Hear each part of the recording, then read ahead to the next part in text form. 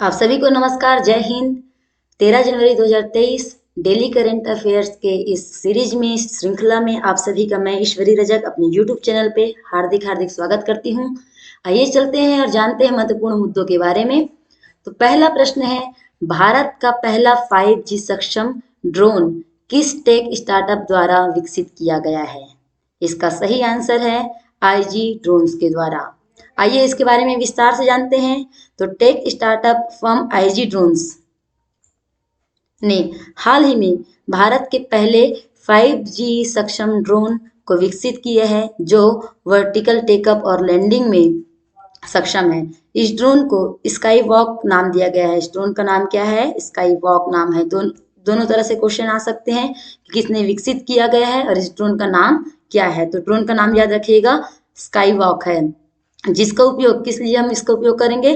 तो रक्षा और चिकित्सा अनुप्रयोगों के अतिरिक्त अन्य क्षेत्रों में भी किया जा सकता है। ज्यादातर हम इसका उपयोग जो है रक्षा और चिकित्सा के क्षेत्र में करेंगे।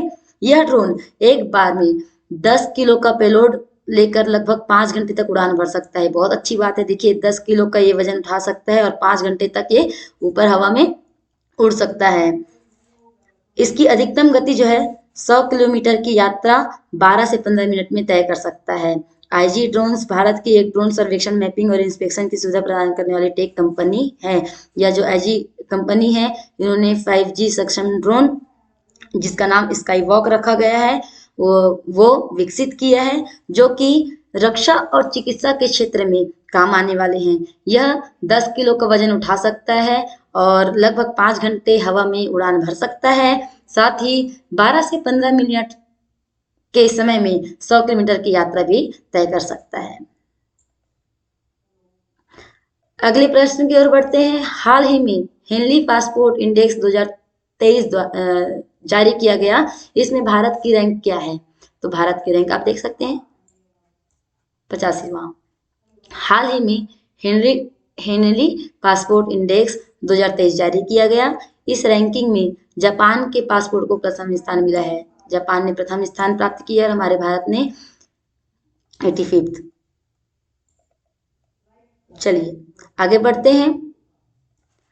नासा ने किसे अपना नया चीफ टेक्नोलॉजिस्ट नियुक्त किया है? नासा। इसका उत्तर है AC चरणिया जी। इसके बारे में आप विस्तार से जान सकते हैं, मेरे वीडियो को देखिए, इसमें मैंने लिखा हुआ है। आगे बढ़ते हैं।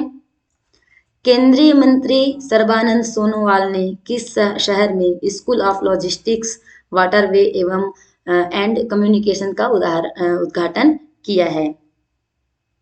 इसका सही आंसर है अगरतला में किया है।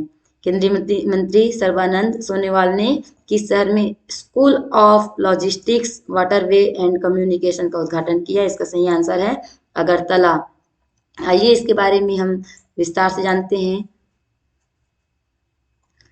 केंद्रीय मंत्री सर्बानंद सोनोवाल ने त्रिपुरा के मुख्यमंत्री मणिक साहा के साथ मिलकर अगरतला में school of logistic, waterway and communication का उद्घाटन किया है, जो पूर्वोत्तर क्षेत्र की क्या काम आने वाले? पूर्वोत्तर क्षेत्र के व्यापारियों और उद्यमियों को अध्ययन, अनुसंधान, प्रशिक्षण आदि में मदद करेगा। यह इंस्टीट्यूट एक स्वायत्त निकाय है, ऑटोनॉमस बॉडी है, जो त्रिपुरा सरकार द्वारा और आंशिक रूप से ग्रामीण विकास मंत्रालय भारत द्वारा वित्त पोषित है।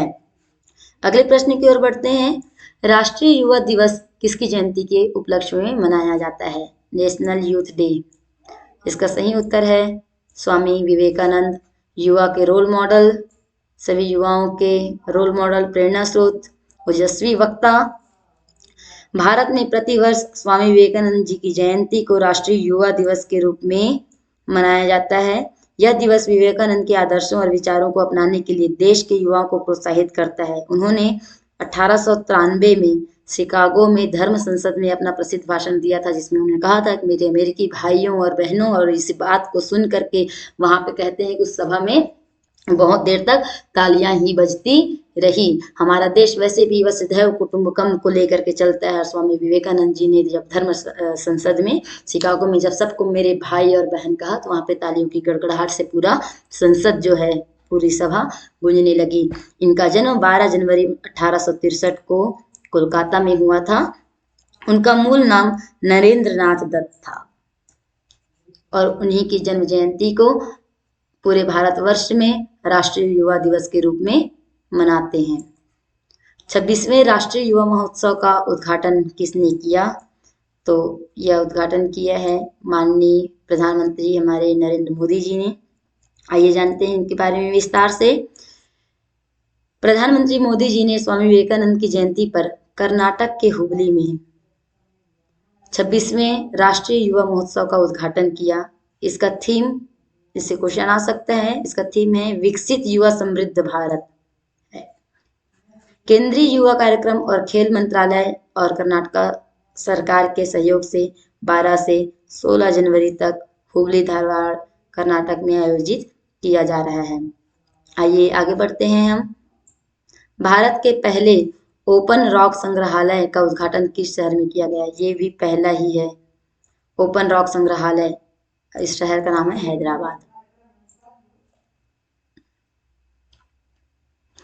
अन्य खबर है इसके अतिरिक्त, डीआरडीओ ने किया नौसैनिक संस्करण ब्रह्मोस क्रूज मिसाइल का सफल परीक्षण।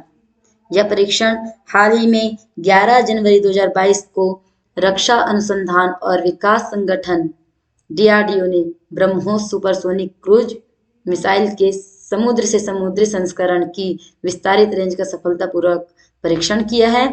ब्रह्मोस सुपरसोनिक क्रूज मिसाइल का यह समुद्री संस्करण भारतीय नौसेना को समर्पित है। इस परीक्षण में भारतीय नौसेना के एक स्टील्थ गाइडेड मिसाइल विध्वंसक आईएनएस विशाखापत्तनम से इस मिसाइल को लॉन्च किया गया था।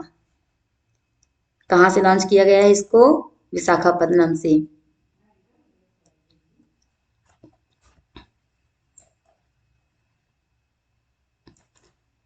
अगला प्रश्न है, अगली जानकारी जो है वो है, प्रसिद्ध ब्रिटिश रॉक गिटार वादक जेफ बेक का 78 वर्ष की आयु में निधन हो गया है। वह प्रसिद्ध रॉक बैंड यार्डबस्ट्स के साथ भी परफॉर्म किए थे। जेफ बेक ने अपनी करियर में 8 बार ग्रैमी अवार्ड जीते हैं। 8 बार ग्रैमी अवार्ड म्यूजिक के क्षेत्र में मिलते हैं और इनको यह पुरस्कार जो है, यह अवार्ड अपने करियर में 8 बार मिल चुका है। ये गिटारिस्ट थे, गिटार वादक थे। कहाँ के? ब्रिटेन के, ब्रिटिश गिटार वादक थे ये।